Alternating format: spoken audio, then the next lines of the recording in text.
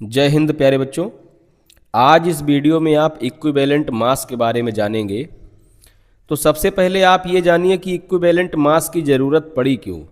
आखिर मोल वो कौन सा काम नहीं कर पा रहा था जिससे इक्विवेलेंट मास की ज़रूरत केमिस्ट्री में पड़ी।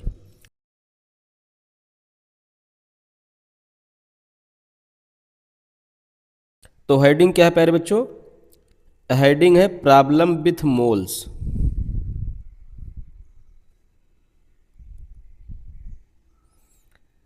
Problem with moles. आखिर मोल में क्या दिक्कत थी, सबसे पहले आप ये जानिए। तो अगर कोई रिएक्शन हम लेते हैं एसिड बेस का, जैसे NaOH ले लेते हैं, इसका कलर चेंज कर दें ज़रा। जैसे मान लीजिए NaOH हमने ले लिया और H2SO4 ले लिया और दोनों का रिएक्शन कराएंगे तो बनेगा क्या? ये बनेगा प्यारे बच्चों Na2SO4 और H2O। जब कंप्लीट न्यूट्रलाइजेशन होगा तो यही रिएक्शन होगा। तो ये अनबैलेंस्ड है प्यारे बच्चों। अब इसको अगर हम बैलेंस करेंगे तो यहाँ पर हमें क्या लगाना पड़ेगा? यहाँ पर हमें 2 लगाना पड़ेगा। तो यहाँ से 2 OH और H2SO4 से 2 H निकल कर क्या बनाएगा? 2H2O बनाएगा। और यहाँ भी क्या लगाना पड़ेगा? 2 लगाना पड़ेगा। तो इस आधार पे प्यारे बच्चों आपने देखा कि NaOH कितना मोल हो गया? 2 मोल हो गया। और H2SO4 कितना मोल है? इसके सामने कुछ नहीं लिखा है तो 1 माना जाएगा। तो ये हो जाएगा प्यारे बच्चों 1 मोल। इतनी बात आप समझ गए होंगे। तो अब मतलब ये है कि अगर हम 2 मोल NaOH ले लें और 1 मोल H2SO4 ले लें तो रिएक्शन कंप्लीटली हो जाएगा। ना कोई लिमिटिंग रिएजेंट होगा और ना ही कोई एक्सेस रिएजेंट होगा। मतलब दोनों बराबर रिएक्शन कर लेंगे पूरा।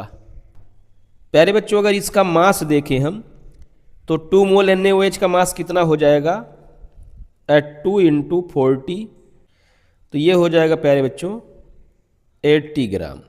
ऐसे ही अगर H2SO4 का मास हम देखें तो 1 मोल H2SO4 का मास कितना होगा? 98 ग्राम होगा। तो मतलब यह है कि अगर हमें कंप्लीट रिएक्शन कराना है NaOH और H2SO4 का तो हमें 80 ग्राम लेना पड़ेगा NaOH और 98 ग्राम लेना पड़ेगा H2SO4। अगर दोनों का हम मोल बराबर कर देते हैं, जैसे मान लेते हैं NaOH हम 2 मोल लिए हैं, H2SO4 को भी 2 मोल अगर हम कर देते हैं तो 1 मोल H2SO4 बचा रह जाएगा, क्योंकि इस रिएक्शन में यूज होना है केवल 1 मोल H2SO4। तो इस आधार पे प्यारे बच्चों H2SO4 बन जाएगा एक्सेस रिएजेंट और NaOH बन जाएगा लिमिटिंग रिएजेंट। अगर हम इस रिएक्शन में 2 मोल NaOH और 2 मोल H2SO4 लेते हैं तो वैसे ही प्यारे बच्चों जितने और रिएक्शन है उसमें अगर हम ऑल रिएक्टेंट्स के मोल बराबर ले लेते हैं तो उसमें कोई लिमिटिंग रिएजेंट बन जाएगा, कोई एक्सेस रिएजेंट, कोई जल्दी समाप्त हो जाएगा, कोई बाद में समाप्त होगा, बचा रह जाएगा। तो ये दिक्कत आएगी। तो इसलिए प्यारे बच्चों अगर हम चाहते हैं कि कोई लिमिटिंग रिएजेंट और एक्सेस रिएजेंट ना हो तो हमें मोल का ध्यान रखना पड़ेगा। तो इसी प्रॉब्लम को सॉल्व करने के लिए साइंटिस्टों ने एक नई क्वांटिटी इंट्रोड्यूस किया जिसका नाम है इक्विवेलेंट मास। अगर हम मोल के हिसाब से ना लेकर इक्विवेलेंट मास के हिसाब से लेते हैं तो सभी रिएक्शन में ये प्रॉब्लम नहीं आएगा। देखते हैं कैसे। जैसे NaOH का जो इक्विवेलेंट मास होता है प्यारे बच्चों वो क्या होता है? 40 होता है। तो यहाँ पे है कितना ग्राम? 80 ग्राम है। तो मतलब ये कितना इक्विवेलेंट हो गया? 2 इक्विवेलेंट हो गया। ये कितना है? 2 इक्विवेलेंट है। ऐसे ही प्यारे बच्चों H2SO4 का इक्विवेलेंट मास कितना होता है? 49 होता है। और यहाँ कितना है? 98। तो ये भी कितना है? ये भी 2 इक्विवेलेंट है। तो ऐसे ही इसलिए प्यारे बच्चों क्योंकि इसका कितना होता है? 2 × 40 होता है। और ये कितना है? 80 है। और इसका कितना होता है? इसका है 2 × 49, तो इसका हो जाएगा 98।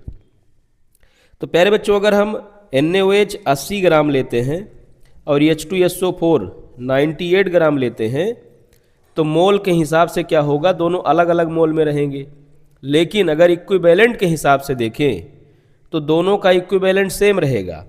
NaOH भी 2 इक्विवेलेंट में रहेगा और H2SO4 भी 2 इक्विवेलेंट में रहेगा।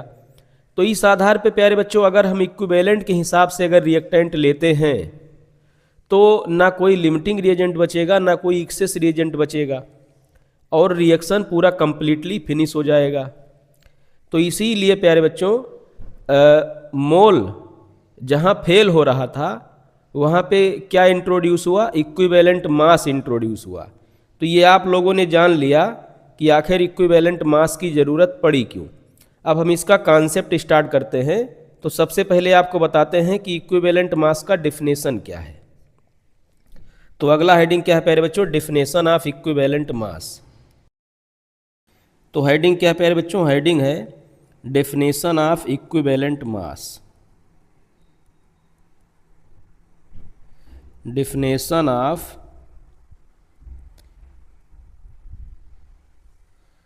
Equivalent mass.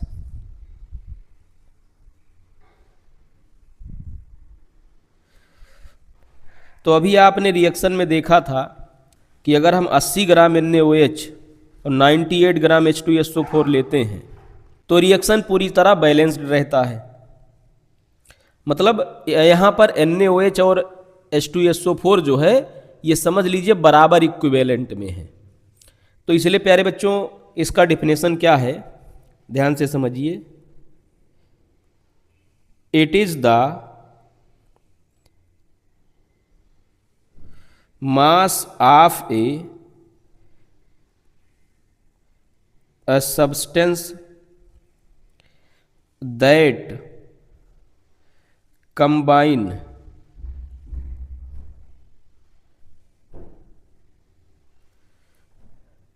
with or displaced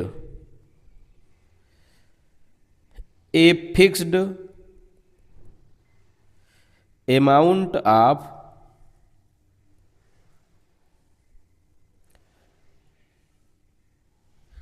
other substance।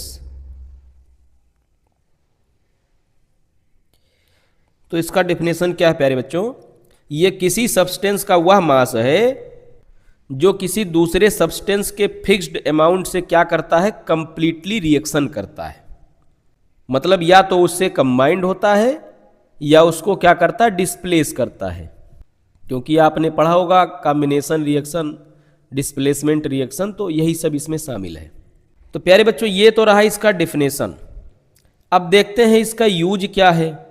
तो प्यारे बच्चों इसमें क्या बात अभी बताया गया है, इसको अलग से हाईलाइट करके अगर लिखा जाए तो वो क्या होगा प्यारे बच्चों, रिमार्क यहाँ आप हेडिंग डाल के लिख सकते हैं। रिमार्क हेडिंग डाल के क्या लिख सकते हैं प्यारे बच्चों, आप लिख सकते हैं one equivalent of any substance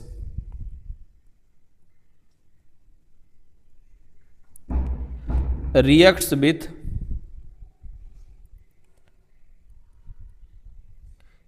with one equivalent of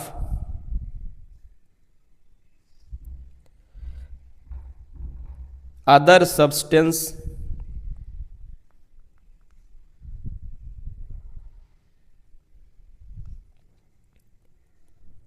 in a reaction।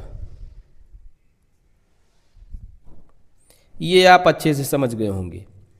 मतलब ये है प्यारे बच्चों, अगर कोई दो सब्सटेंस आपस में कंप्लीटली रिएक्शन कर रहे हैं तो उनका जो इक्विवेलेंट मास है वो क्या होगा, हमेशा बराबर होगा।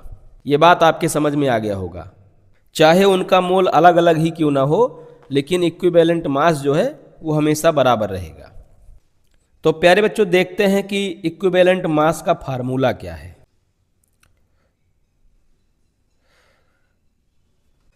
तो अगला कॉन्सेप्ट है प्यारे बच्चों, फार्मूला ऑफ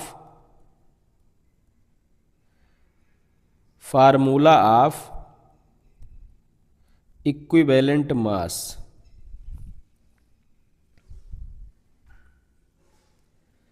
तो देखिए फार्मूला क्या है इसका प्यारे बच्चों, इसका फार्मूला है, यहाँ लिख देते हैं इक्विवेलेंट मास,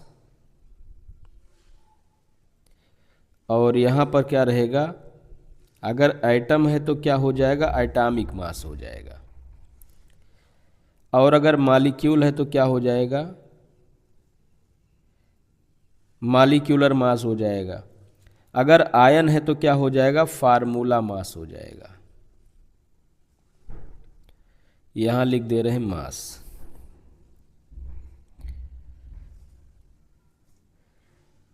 तो ये बात आपके समझ में आ गया होगा। और नीचे क्या रहेगा प्यारे बच्चों, नीचे रहेगा यन फैक्टर।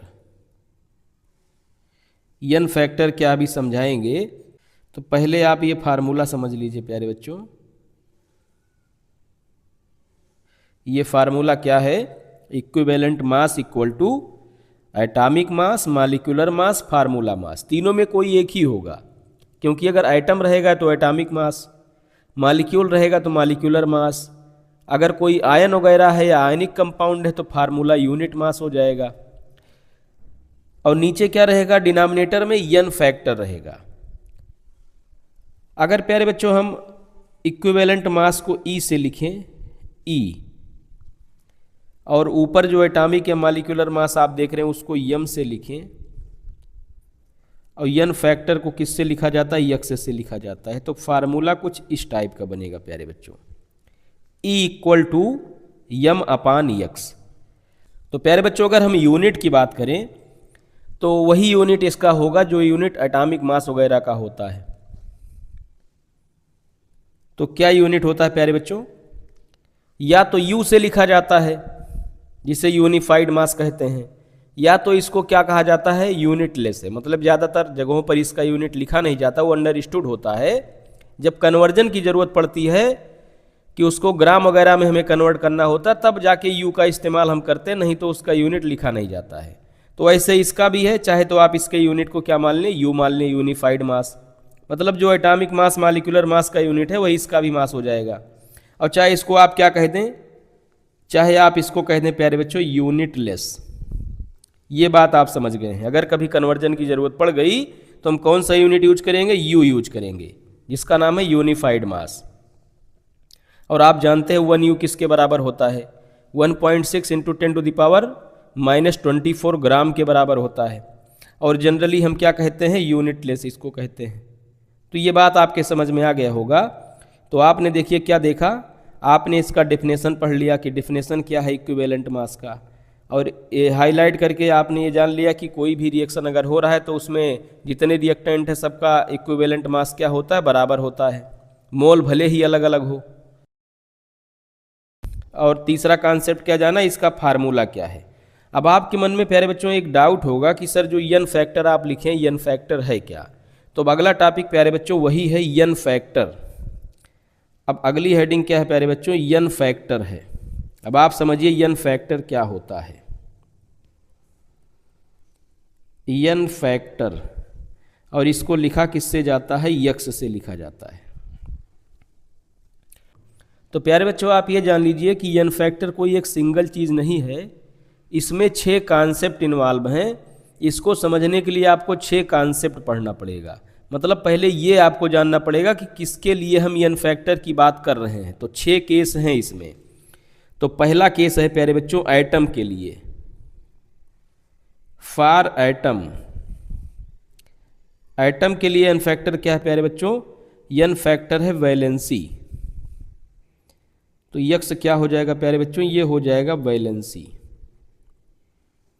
जैसे एग्जाम्पल के तौर पे जैसे सोडियम है, तो सोडियम की वैलेंसी कितना होता है, 1, तो इसका यन फैक्टर क्या हो जाएगा, 1 हो जाएगा। ऐसे ही प्यारे बच्चों अगर Mg की बात करें तो Mg की वैलेंसी 2 होता है, तो इसका यन फैक्टर क्या हो जाएगा, 2 हो जाएगा।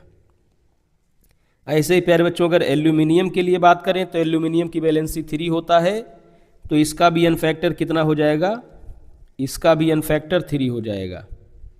ये बात आपके समझ में आ गया होगा। अब प्यारे बच्चों चलते हैं दूसरे केस पर, और दूसरा केस है प्यारे बच्चों एसिड का, फॉर एसिड। एसिड के लिए प्यारे बच्चों यन फैक्टर क्या होता है, तो एन फैक्टर होता है प्यारे बच्चों replaced H plus ion,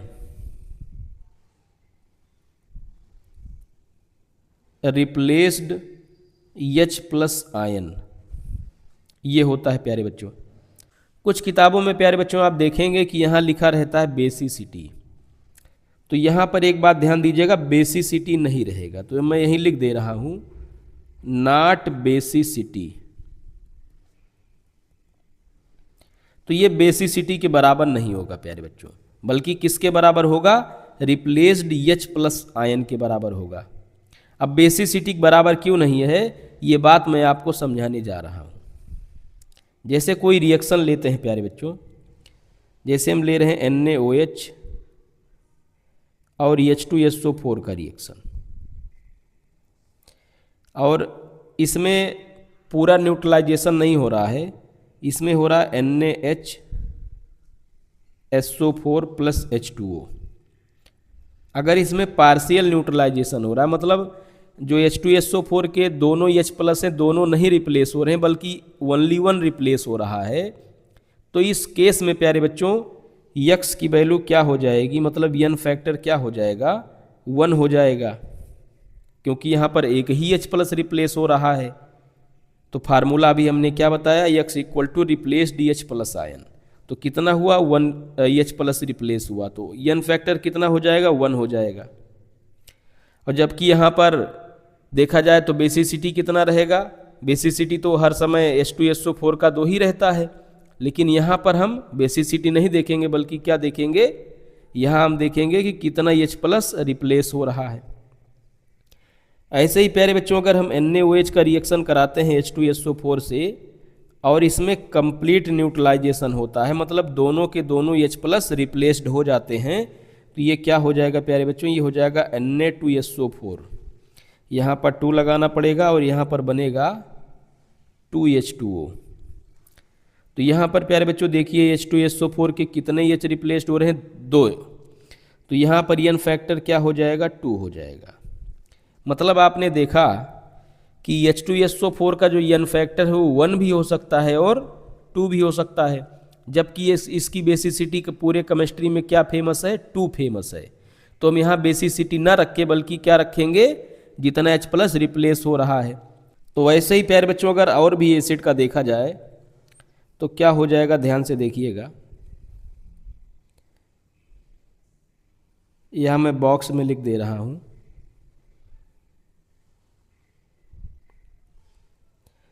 HCl का क्या हो जाएगा प्यारे बच्चों, 1 हो जाएगा, क्योंकि इसमें एक H प्लस है। ऐसे ही प्यारे बच्चों HNO3 का क्या हो जाएगा, इसका भी 1 हो जाएगा। और H2SO4 का आपने देखा ही, इसका 1 भी हो सकता है और 2 भी हो सकता है। H2SO3 इसको सल्फ्यूरस एसिड कहते हैं, इसका भी प्यारे बच्चों 1 भी हो सकता है और 2 भी हो सकता है।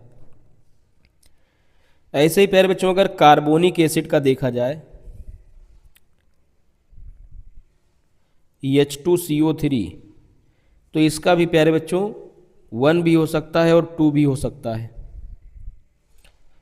ऐसे ही प्यारे बच्चों अगर हम H3PO4 का देखें, H3PO4, तो इसका प्यारे बच्चों 1 भी हो सकता है, 2 भी हो सकता है और 3 भी हो सकता है। लेकिन अगर H3PO3 का अगर देखा जाए, H3PO3 का प्यारे बच्चों या तो 1 होगा और या तो 2 होगा, यहाँ पर 3 नहीं होगा। अब आप सोच रहे होंगे सर 3 हाइड्रोजन तो दिख रहा है तो 3 क्यों नहीं होगा, तो इसलिए नहीं होगा प्यारे बच्चों क्योंकि अगर इसका स्ट्रक्चर देखा जाए तो इसका स्ट्रक्चर कुछ इस तरह बनता है, ध्यान दीजिएगा, इस पर sp3 हाइब्रिडाइजेशन होता है और टेट्राहेड्रल से बनता है, तो इस तरह कुछ स्ट्रक्चर होगा इसका। तो आप यहाँ देख रहे हैं कि वही H निकलेगा H प्लस के रूप में जो ऑक्सीजन के साथ जुड़ा होगा, इसको कहते हैं ऑक्सी एसिड।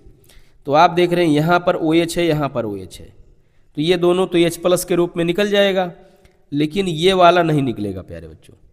तो इस वजह से यहाँ पर 1 भी हो सकता है, 2 भी हो सकता है, लेकिन 3 नहीं होगा। तो ये बात आप ध्यान से समझिए। जबकि H3PO4 में क्या होगा, यहाँ पर भी एक OH आ जाएगा H के जगह पर, तो यह क्या बन जाएगा, H3PO4 बन जाएगा। तो यहाँ से भी निकल सकता है। तो इस वजह से यहाँ पर 1, 2, 3 तीनों में से कोई हो सकता है, लेकिन H3PO3 में या तो 1 होगा या तो 2 होगा। ये बात आपके समझ में आ गई होगी। ऐसे ही प्यारे बच्चों एक और एग्जाम्पल उठाते हैं H3BO3 का। H3BO3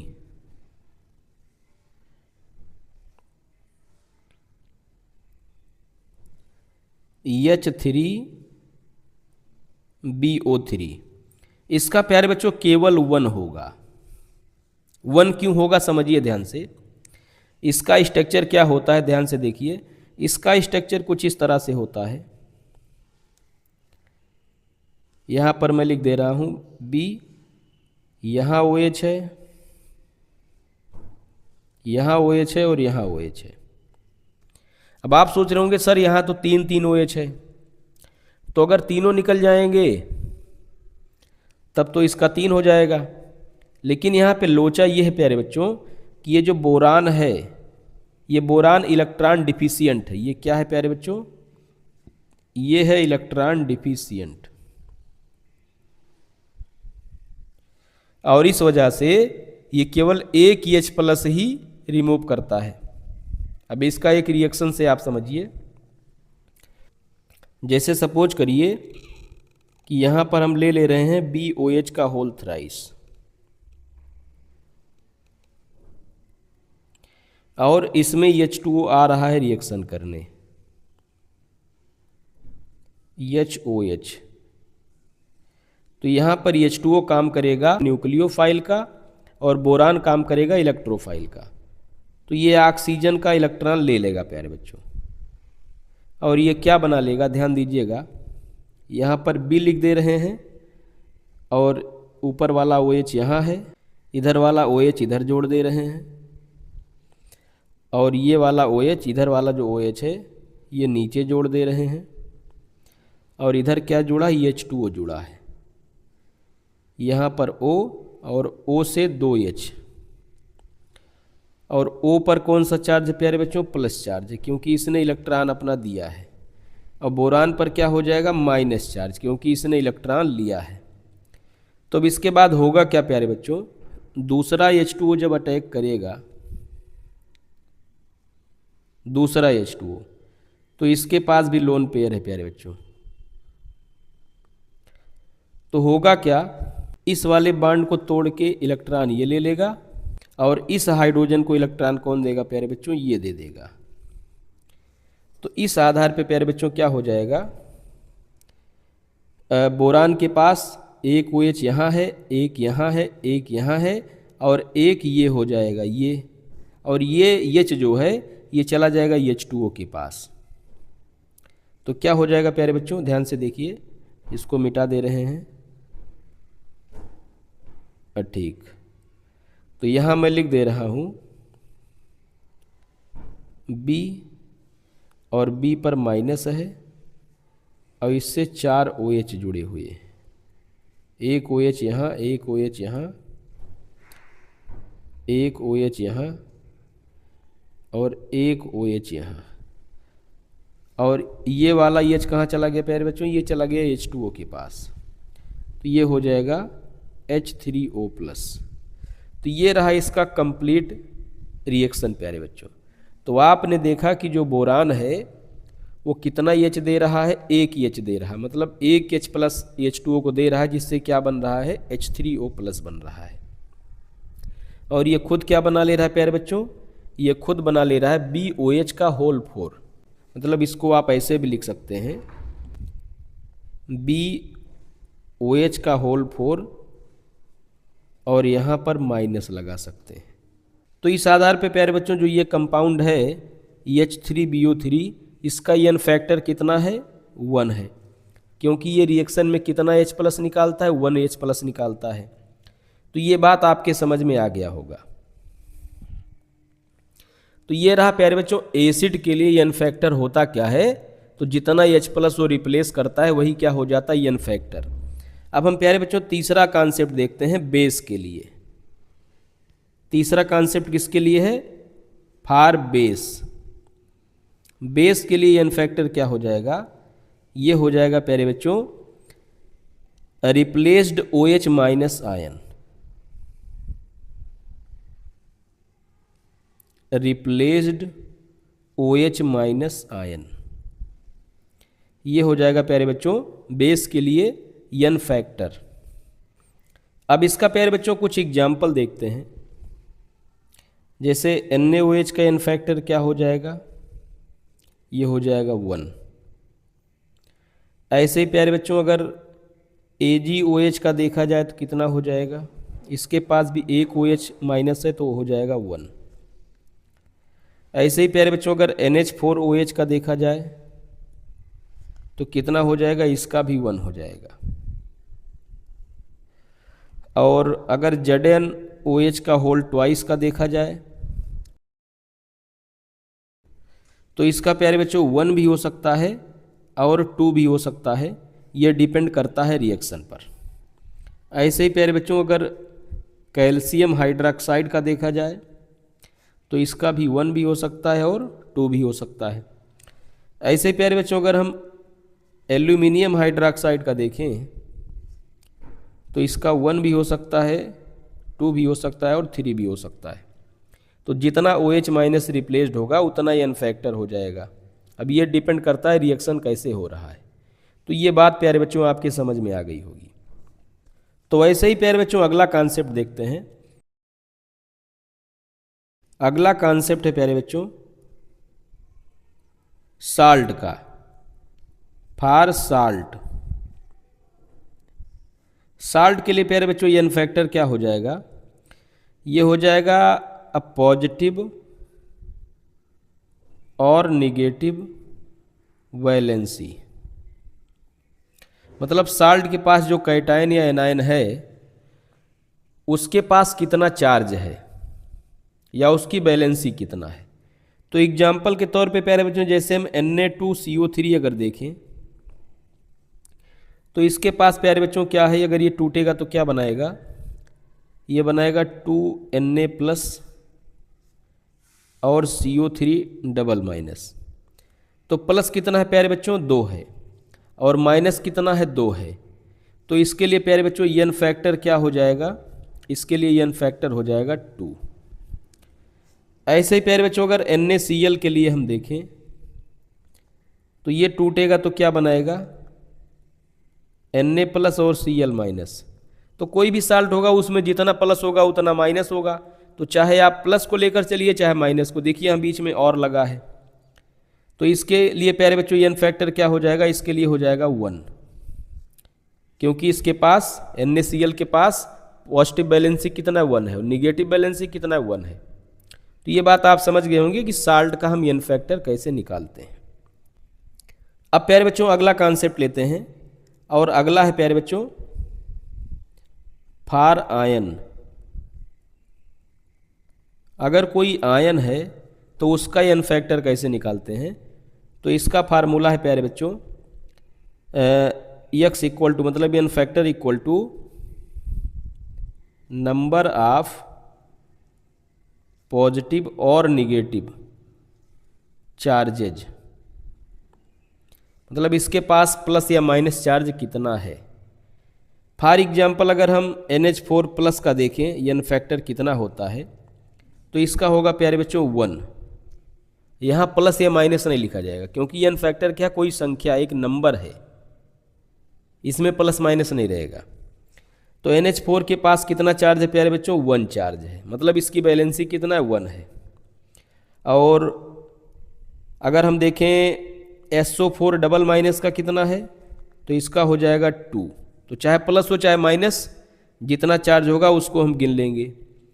अगर प्यारे बच्चों PO4 ट्रिपल माइनस का देखें तो इसका हो जाएगा प्यारे बच्चों 3।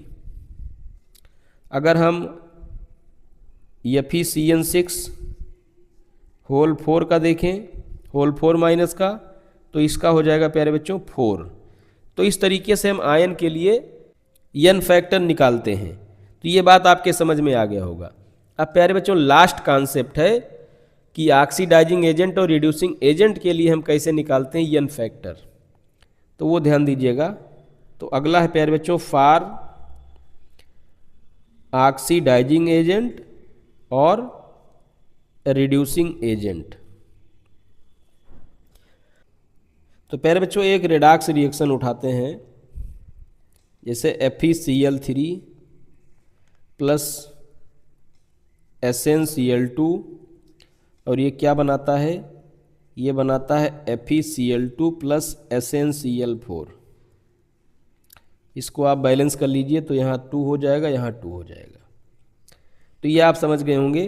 तो देखिए Fe का ऑक्सीडेशन नंबर कितना है प्यारे बच्चों, ये है +3, और Sn का कितना है +2। यहाँ पर Fe का कितना है +2, Sn का कितना है +4 है। तो आप देख पा रहे हैं प्यारे बच्चों Fe +3 से क्या बना है +2 बना है। तो यहाँ पर कितने की चेंजिंग हो रही है, 1 की चेंजिंग हो रही है।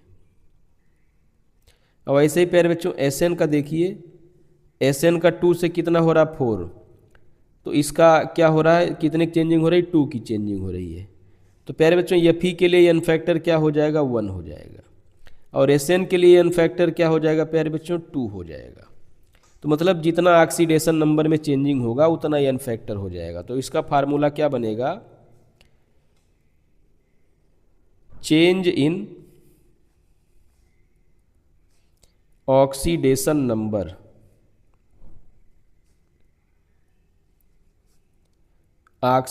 नंबर ऑफ ऑक्सीडाइजिंग एजेंट और रिड्यूसिंग एजेंट। ये बात आपके समझ में आ गया होगा। तो कुल कितना कॉन्सेप्ट आपने पढ़ा प्यारे बच्चों, 6 कॉन्सेप्ट पढ़ा। क्या क्या पढ़ा एक बार फिर से रिवाइज कर लीजिए। तो यहाँ पर है एन फैक्टर का हेडिंग, तो इसको हम दूसरे कलर से लिख दे रहे हैं। तो ये रहा प्यारे बच्चों पहला कॉन्सेप्ट फॉर आइटम के लिए, और ये रहा दूसरा कॉन्सेप्ट प्यारे बच्चों एसिड के लिए। इसके लिए आपने क्या पढ़ा, X इक्वल टू बैलेंसी, और इसके लिए क्या पढ़ा आपने, X equal to replace DH plus ion. और तीसरा कॉन्सेप्ट आपने क्या पढ़ा प्यारे बच्चों, ये बेस के लिए पढ़ा, बेस के लिए। और इसका क्या फार्मूला पढ़ा प्यारे बच्चों, इसका पढ़ा आपने कि एन फैक्टर किसके बराबर है, रिप्लेस्ड OH माइनस आयन की संख्या के बराबर है। ऐसे प्यारे बच्चों चौथा कॉन्सेप्ट आपने क्या पढ़ा, चौथा कॉन्सेप्ट पढ़ा साल्ट के लिए। तो साल्ट के लिए एन फैक्टर क्या होता है प्यारे बच्चों, ये पॉजिटिव और निगेटिव बैलेंसी के बराबर होता है। ऐसे प्यारे बच्चों आपने आयन के लिए पढ़ा, ये कौन सा कॉन्सेप्ट था, 5वां कॉन्सेप्ट था। तो आयन के लिए एन फैक्टर क्या होता है प्यारे बच्चों, ये पॉजिटिव और निगेटिव चार्ज की संख्या के बराबर होता है। और लास्ट कॉन्सेप्ट क्या पढ़ा आपने प्यारे बच्चों, ये पढ़ा 6th कॉन्सेप्ट, छठा कॉन्सेप्ट आपने पढ़ा। और इसमें एन फैक्टर किसके बराबर होता है, चेंज इन ऑक्सीडेशन नंबर के बराबर होता है। तो ये प्यारे बच्चों आपने एन फैक्टर समझ लिया क्या होता है। अब इसको अगर हम समराइज करके लिखें तो समराइज करके कैसे लिखेंगे, ध्यान दीजिएगा। इसको दूसरे कलर से लिख दे रहे हैं। समराइज करके हम ऐसे लिखेंगे, एन फैक्टर कितनी चीज़ों के बराबर है, 6 चीज़ों के बराबर है। आइटम के लिए प्यारे बच्चों क्या हो जाएगा, वैलेंसी।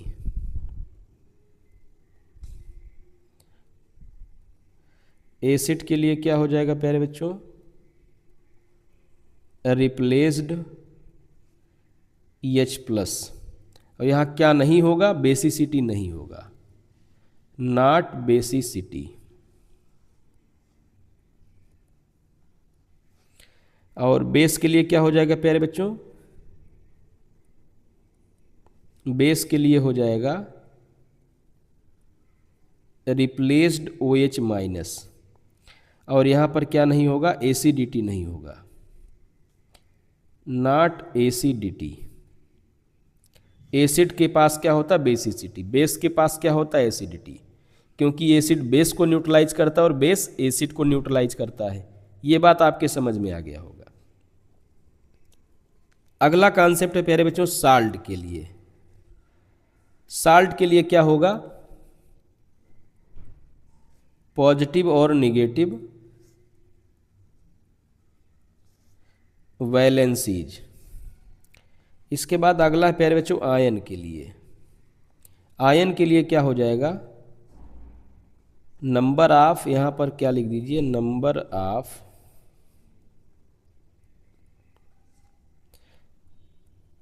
पॉजिटिव और निगेटिव चार्जेज। और लास्ट क्या है प्यारे बच्चों, लास्ट है ऑक्सीडाइजिंग एजेंट और रिड्यूसिंग एजेंट के लिए क्या हो जाएगा, चेंज इन ऑक्सीडेशन नंबर। ये इतनी बात आपके समझ में आ गया होगा प्यारे बच्चों कि एन फैक्टर जो है ये किसके बराबर होता है। ये डिपेंड करता है कि आप किसकी बात कर रहे हैं। अगर आइटम की बात करेंगे तो बैलेंसी होगा, एसिड करेंगे तो कुछ और होगा, बेस की बात करेंगे तो कुछ और होगा। तो प्यारे बच्चों आपने ये पूरा कॉन्सेप्ट अच्छे से समझ लिया। तो अब जरा बताइए हम किस टॉपिक पे डिस्कशन कर रहे थे। मेन टॉपिक क्या था, इक्विवेलेंट मास था। ये तो उसके फार्मूले में यूज हुआ था एन फैक्टर, इसलिए एन फैक्टर को हमने डिटेल में बता दिया। तो अब देखते हैं इक्विवेलेंट मास का कुछ एग्जाम्पल देखते हैं, एग्जाम्पल्स ऑफ। तो अगला हेडिंग क्या है प्यारे बच्चों, एग्जाम्पल्स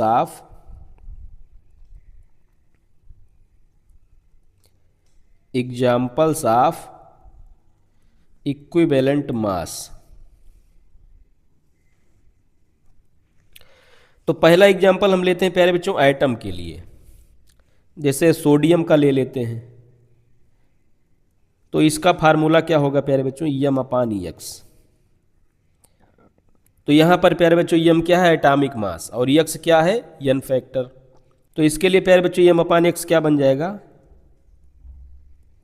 एटॉमिक मास अपान वैलेंसी।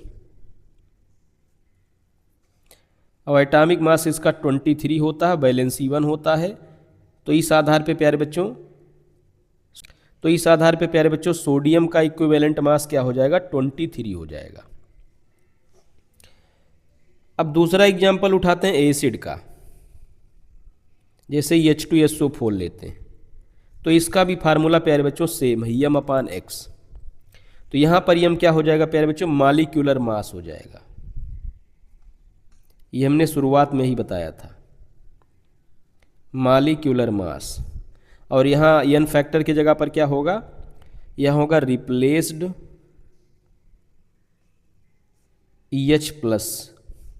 अब अगर दोनों H+ रिप्लेस हो जा रहा है तो मॉलिक्यूलर मास इसका 98 होता है और यहाँ 2 हो जाएगा। तो ये कितना हो जाएगा, 49 हो जाएगा प्यारे बच्चों।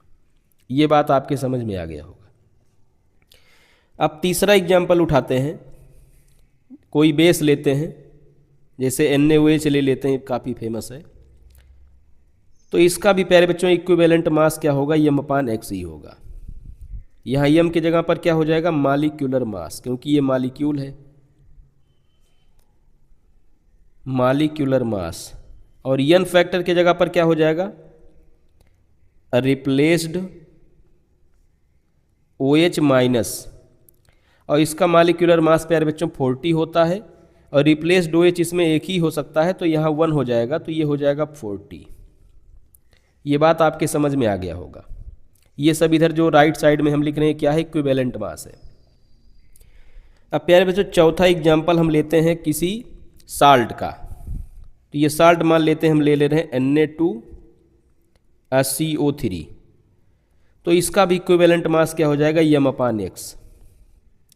तो यहाँ पर m क्या हो जाएगा प्यारे बच्चों, ये मॉलिक्यूलर मास हो जाएगा, मॉलिक्यूलर मास।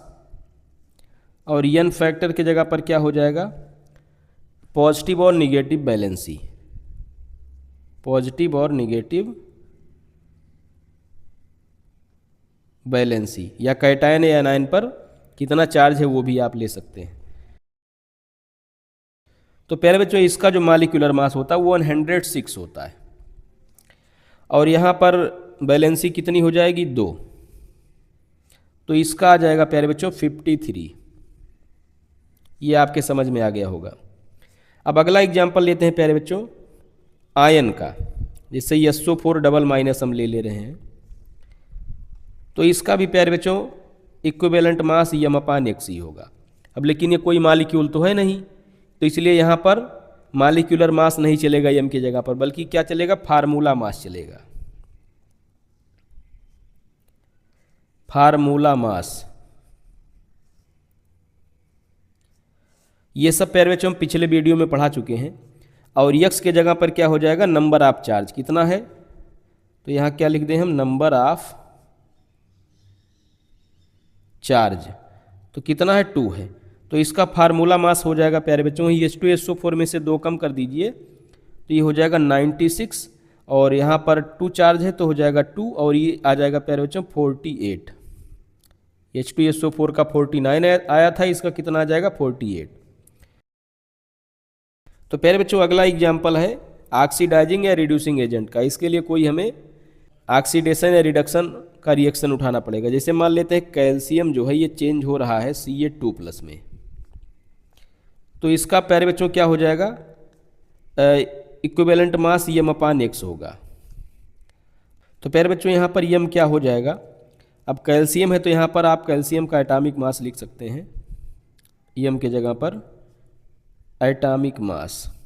अगर कोई मालिक्यूल होता तो मालिक्यूलर मास लिख सकते हैं, और अगर Ca2+ के आधार पे देखा जाए तो यहाँ फार्मूला मास भी आप लिख सकते हैं। तो ये डिपेंड करता है कि कौन सा स्पीसीज है। तो एटॉमिक मास हो गया इसका, और यहाँ x का मतलब है कितना ऑक्सीडेशन नंबर चेंज हो रहा है, 2 हो रहा है, तो यहाँ हो जाएगा 2। तो प्यारे बच्चों कैल्शियम का एटॉमिक मास कितना होता है, 40 होता है, और अपान 2 कर देंगे तो क्या हो जाएगा, 20 हो जाएगा। तो इस आधार पे जो कैल्शियम का इक्विवेलेंट मास है कितना हो जाएगा, 20। ये इस रिएक्शन के आधार पे बताया गया है। तो प्यारे बच्चों हमने कुछ एग्जाम्पल आपको दे दिया कि इक्विवेलेंट मास किसका क्या होता है, और यहाँ पर इक्विवेलेंट मास का कोई यूनिट नहीं होगा। अगर आप कन्वर्जन के लिए यूज करना चाहें तो क्या यूज कर सकते हैं, U यूज कर सकते हैं, यूनिफाइड मास। अब एक नया कॉन्सेप्ट इंट्रोड्यूस हो रहा है प्यारे बच्चों, बच्चे अक्सर कंफ्यूज रहते हैं यूनिट को लेकर। ग्राम वाला कॉन्सेप्ट अभी इंट्रोड्यूस करा रहे हैं। वो क्या करते हैं, ग्राम इक्विवेलेंट मास को ही समझ बैठते हैं इक्विवेलेंट मास। तो बहुत बारीकी अंतर है, ये काफ़ी छानबीन करके, काफ़ी इस पर रिसर्च करके हम ये कॉन्सेप्ट आपके सामने लेकर आए हैं, ताकि एकदम सारा कन्फ्यूजन हो जाए दूर। तो प्यारे बच्चों अगला कॉन्सेप्ट क्या है, अगला है ग्राम इक्विवेलेंट मास। मतलब इक्विवेलेंट मास का जुड़वा भाई मेले में बिछड़ गया था, अब दोनों वापस मिल रहे हैं। तो अगला कॉन्सेप्ट क्या है प्यारे बच्चों, ग्राम इक्विवेलेंट मास। जैसे पिछले वीडियो में हमने आपको बताया था कि एटॉमिक मास होता है तो ग्राम एटॉमिक मास भी होता है, मालिक्यूलर मास होता है तो ग्राम मालिक्यूलर मास भी होता है, फार्मूला यूनिट मास होता है तो ग्राम फार्मूला यूनिट मास भी होता है। ये सब कॉन्सेप्ट हमने बताया था। तो वैसे ही प्यारे बच्चों अभी आपने इक्विवेलेंट मास पढ़ा था, और ये क्या है, ग्राम इक्विवेलेंट मास है। बस अंतर ये है कि यहाँ पर यूनिट में क्या लग जाएगा, ग्राम लग जाएगा। इसका डेफिनेशन है, it is the amount of a substance in gram which is numerically equal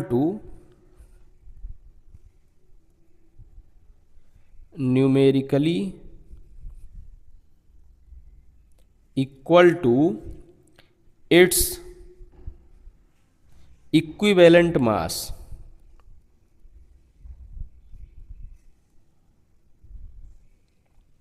जो कि न्यूमेरिकली किसके बराबर है, इक्विवेलेंट मास के बराबर है। ये बात आपके समझ में आ गया होगा। अब इसका कोई एग्जाम्पल लेकर आपको समझाते हैं। जैसे एग्जाम्पल के तौर पे इक्विवेलेंट मास ऑफ H2SO4 कितना होता है प्यारे बच्चों, 49 होता है, और इसका कोई यूनिट नहीं है। या अगर आप लेना चाहें तो U ले सकते हैं, जैसे एटॉमिक मास में लेते थे। लेकिन अगर हम इसके ग्राम इक्विवेलेंट मास की बात करें, ग्राम equivalent mass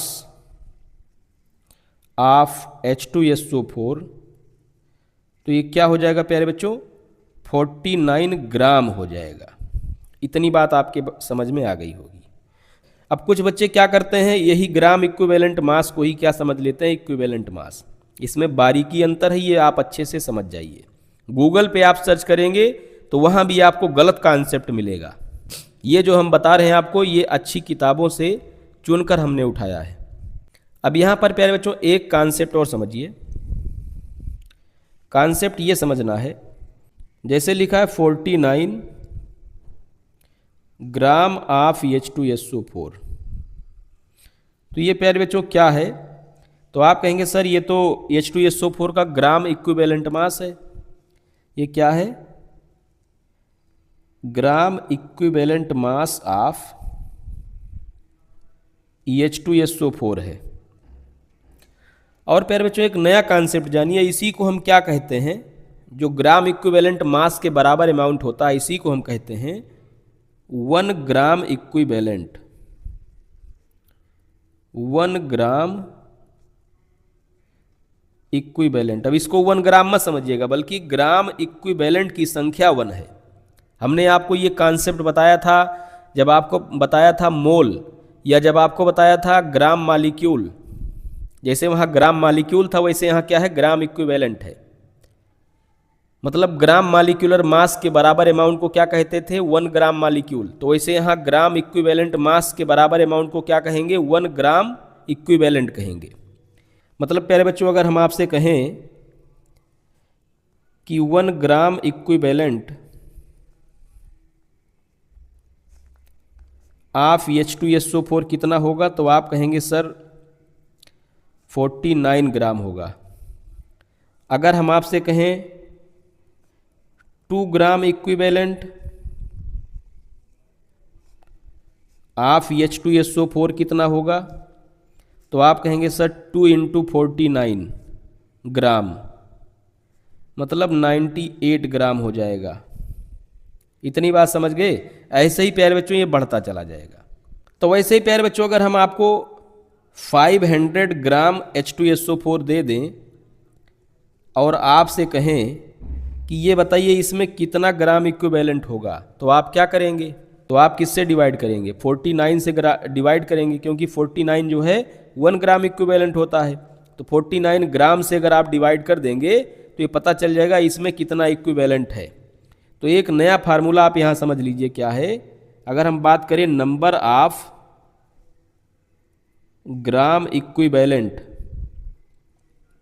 number of gram equivalent क्या होता है, तो ये होता है प्यारे बच्चों गिवन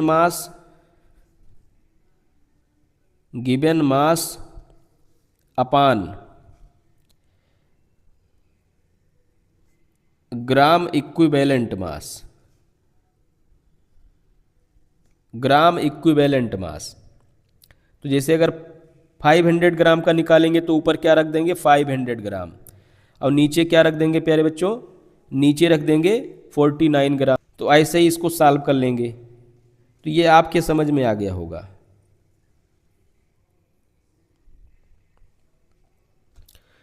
तो यहाँ पर एक नया कॉन्सेप्ट ये जाने प्यारे बच्चों कि गिवन मास को किस में लिखेंगे, ग्राम में लिखेंगे। अब ये ग्राम इक्विवेलेंट मास को किस में लिखेंगे, इसको भी ग्राम में लिखेंगे, लेकिन यहाँ पर लगा देंगे पर इक्विवेलेंट। ध्यान दीजिएगा, पर इक्विवेलेंट इसलिए लिख रहे हैं क्योंकि यह हम किससे डिवाइड करेंगे, ग्राम इक्विवेलेंट मास से डिवाइड करेंगे, और ये किसके बराबर होता है, 1 इक्विवेलेंट के बराबर होता है। मतलब 1 इक्विवेलेंट किसके बराबर होता है, ग्राम इक्विवेलेंट मास के बराबर। तो इसीलिए यहाँ पर इक्विवेलेंट हम लिख रहे हैं। तो आंसर में जो आएगा, ग्राम से ग्राम कैंसिल हो जाएगा, इक्विवेलेंट ऊपर चला जाएगा। तो जैसे मान लीजिए अगर यहाँ 10 आ गया तो आगे हम क्या लिख देंगे, 10 इक्विवेलेंट लिख देंगे। तो इस तरीके जैसे मोल निकालते थे वैसे ही हम क्या निकाल लेंगे कि कितने इक्विवेलेंट या कितने ग्राम इक्विवेलेंट इसमें प्रेजेंट है। ये बात आपके समझ में आ गया होगा। तो प्यारे बच्चों ऊपर जो है आप क्या लिखेंगे, जैसे यहाँ पर हेडिंग अभी पढ़ा था ग्राम इक्विवेलेंट मास, तो ग्राम इक्विवेलेंट मास का यूनिट क्या होता है प्यारे बच्चों, ध्यान दीजिएगा, ग्राम होता है। लेकिन अब यही किसके बराबर अभी आपने देखा था, 1 ग्राम इक्विवेलेंट भी इसको कहते हैं। तो इसलिए हम यहाँ क्या कर देंगे, पर इक्विवेलेंट लगा देंगे, पर इक्विवेलेंट। तो इसका यूनिट क्या हो जाएगा, ग्राम पर इक्विवेलेंट। तो आप चाहे अलग से लिख लीजिए, आप चाहे क्या करिए, अलग से लिख दीजिए, यूनिट ऑफ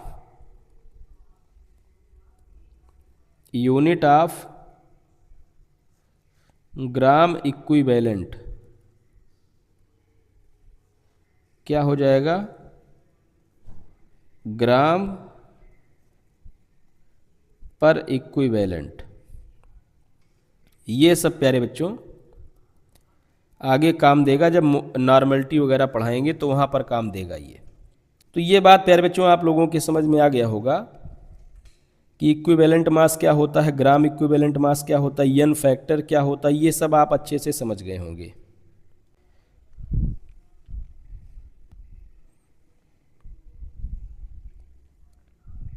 तो ये सब प्यारे बच्चों आप अच्छे से समझ गए होंगे। इसमें हमने इक्विवेलेंट मास से रिलेटेड सारा कन्फ्यूजन आपका दूर कर दिया है। अब नेक्स्ट वीडियो में प्यारे बच्चों मोल कॉन्सेप्ट के कुछ और न्यूमेरिकल लेकर आएंगे, जिससे पूरा मोल कॉन्सेप्ट आपका अच्छे से रिवाइज भी हो जाएगा और कवर भी हो जाएगा, आपके समझ में भी आ जाएगा। तो ठीक है प्यारे बच्चों, चलते हैं, फिर मिलते हैं नेक्स्ट वीडियो में। तब तक के लिए जय हिंद, जय भारत।